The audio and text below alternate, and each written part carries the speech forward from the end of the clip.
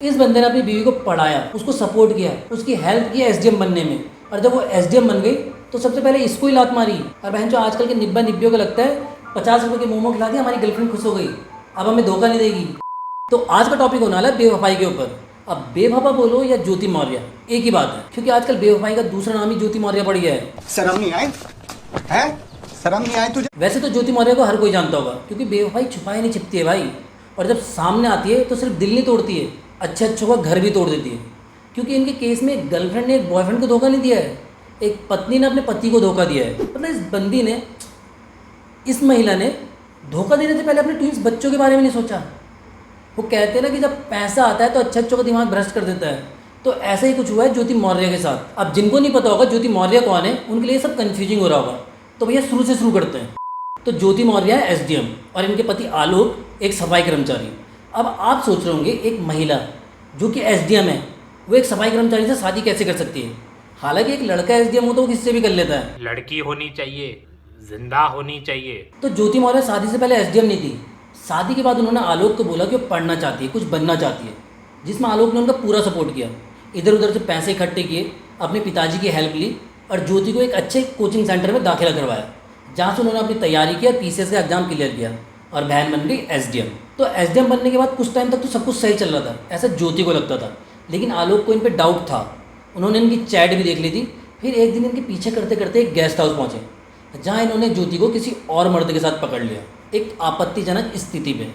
और सर एक Manish Dubey sir commandant, उन्हीं के साथ उनका अवैध संबंध है। मैंने सर उनको 22 फरवरी को रंगे हाथ अपने आवास पे पकड़ लिया था। ये मोमेंट कितना तोड़ने वाला है, हर प्यार करने वाला समझ सकता है, इवन जो सिंगल है वो भी समझ सकता है। भाई जिससे तुम प्यार करते हो, जो तुम्हारे बच्चों की माँ है, उसको तुम रंगे हाथों किसी और के साथ पकड़ लो, है जो सोच की गांठ फटती है। और ये बिना सोचे समझे कुछ भी, अपने बच्चों के बारे में नहीं सोचा, ये नहीं सोचा उसकी शादी है। भाई बेकार है भैया, मैं तो टूट गया। देखो लड़की तो गलत है, लेकिन इस केस में लड़का भी गलत है। आलोक मौर्य की बात नहीं कर रहा हूँ मैं बात कर रहा हूँ जिसके साथ ज्योति का चक्कर चल रहा था, मनीष दुबे। तो भैया मनीष दुबे पहले से शादीशुदा है, लेकिन इसके ऊपर कोई फोकस नहीं कर रहा है। क्यों? क्योंकि वो एक लड़का है और ज्योति मौर्य एक लड़की है, इसलिए उसे सब टारगेट कर रहे हैं। तो ऐसा नहीं है भाई, मीडिया को चाहिए मिर्च मसाला, जो मनीष दुबे की कहानी में बिल्कुल भी नहीं है। और मिर्च मसाला मिलता है ना ज्योति मौर्य की कहानी में, कि पति ने पढ़ाया लिखाया, एक एसडीएम बनाया और एसडीएम बनने के बाद उसने लड़के को छोड़ दिया, इसलिए हर कोई ज्योति मौर्य में फोकस कर रहा है। लेकिन ऐसा नहीं है, केस भैया दुबे के ऊपर भी चल रहा है, उसको निलंबित करने की मांग चल रही है। इसलिए नहीं कि उसका अफेयर चल रहा था, सिर्फ इसलिए क्योंकि वो गाजियाबाद में पोस्टेड था और ज्योति से मिलने लखनऊ आता था और सरकारी कॉटेज में उससे मिलता था। तो सरकारी प्रॉपर्टी को गलत तरीके से यूज करने के लिए उस पर केस चल रहा है और शायद जल्दी वो निलंबित भी हो जाएगा। और ज्योति ऐसे बंदे के चक्कर में पड़ गई जो 2 साल में अपनी बीवी से बोर हो गया है। भाई सिर्फ 2 साल, और इन्हें लग रहा है इनके साथ लाइफ टाइम रहेगा। अबे बहन, जब 2 साल में तुमसे भी बोर हो जाएगा, तुम्हें भी छोड़ देगा, तब क्या करोगी?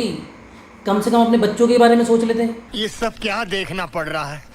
अच्छा है मैं अंधा हूँ। तो भैया जब आलोक ने इन्हें रंगे हाथों पकड़ लिया, तो उन्होंने पहले तो उसे जान से मरवाने की धमकी दे दी और फिर कह दिया नहीं तो हम तुझे किसी झूठे केस में फंसवा के अंदर कर देंगे। उस पर कहा कि तो जो तुम काम कर रहे हो, जो ये जांचें करा रहे हो या करा रहे हो, इसके कारण तुम्हारी जल्दी से तुम मर जाओगे। हमने कहा ठीक है आप मरवा दीजिए। तो कहीं मैं नहीं मरवा रही हूँ, जो करवा रहे हो इसके कारण मारे जाओ। भाई सचिन मौर्य मेरे पीछे लगा हुआ, मेरे घर के आगे पीछे रहता है, बंदूक लेके घूम रहा है। तो आलोक आ गया मीडिया के आगे, जिसने रातों रात ज्योति मौर्य को बना दिया नेशनल बेवफा।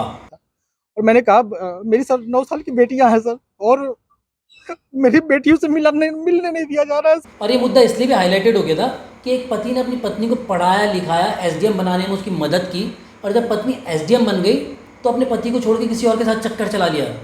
तो इस वजह से बहुत सारे पतियों ने अपनी बीवियों को वापस बुला लिया, उनकी पढ़ाई लिखाई छुड़वा दी। हमारे यहाँ से बीपीएससी बैच में लगभग 93 के आसपास के हस्बैंड आए, सब लेके चल गए एडमिशन।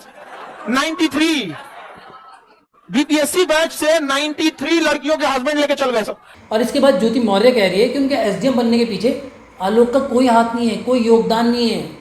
अरे दीदी खुद सोचो, जिस दिन आपने बोला था कि आपको पढ़ना है, कुछ बनना है, अगर उस दिन आपको आलोक सपोर्ट नहीं करता, फाइनेंशियली हेल्प नहीं करता, कह देता कि पढ़ने लिखने की कोई ज़रूरत नहीं, चलो घर में बैठो, तो बहन बन जाते क्या एसडीएम?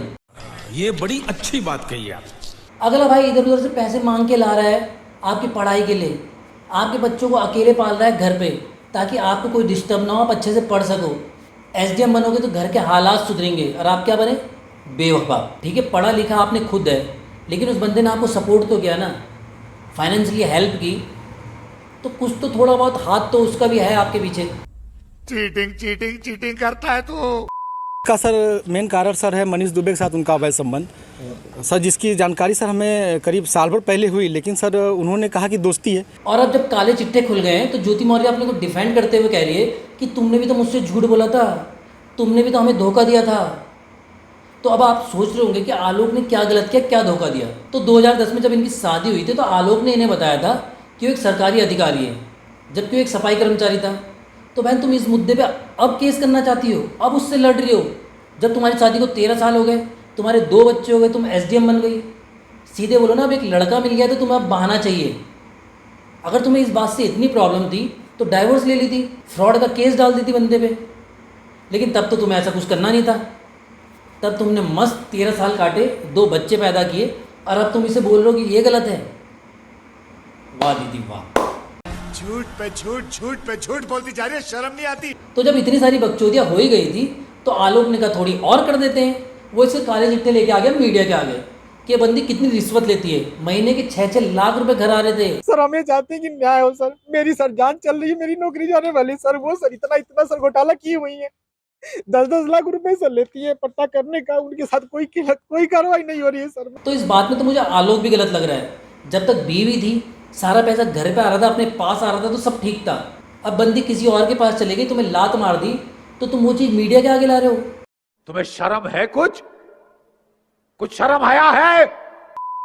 देखो मेरा पर्सनली मानना है कि अगर आप किसी के साथ रिलेशनशिप में हो तो आपको उसको धोखा देने का कोई हक नहीं है। आप बैठ के बात करो, अगर आप लोगों के बीच में बन नहीं रही तो ट्राई तो करो। अगर आपको फिर भी लग रहा है कि कुछ नहीं हो सकता तो भैया डाइवोर्स का ऑप्शन तो हमेशा खुला हुआ है, ब्रेकअप करो, डाइवोर्स करो। कितना टाइम लगता है, उसके बाद जहाँ मुँह मारना है मारो ना।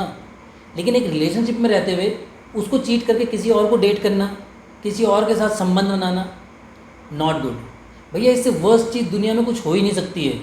इस बंदे ने अपनी बीवी को पढ़ाया, उसको सपोर्ट किया, उसकी हेल्प किया एसडीएम बनने में, और जब वो एसडीएम बन गई तो सबसे पहले इसको ही लात मारी। बहन जो 13 साल का रिलेशनशिप था, और गर्लफ्रेंड बॉयफ्रेंड वाला नहीं, पति पत्नी वाला, 2 बच्चे भी थे।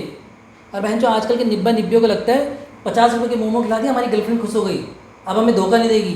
चल बोजड़ी के। हर कोई कहता है प्यार में ट्रस्ट होना चाहिए, लेकिन भाई कोई प्यार पे ट्रस्ट करे कैसे जब आसपास ये सब चीज़ें होते देखता है। शुरू में सबके बीच में ट्रस्ट होता है, प्यार होता है, सबको लगता है भैया मेरी वाली अलग है, ये बेस्ट है, ये मुझे धोखा नहीं दे सकती। फिर एक दिन तुम्हारी आंखें खुल जाती है जब धोखा मिलता है। साला मुझे भी ऐसे लगता है।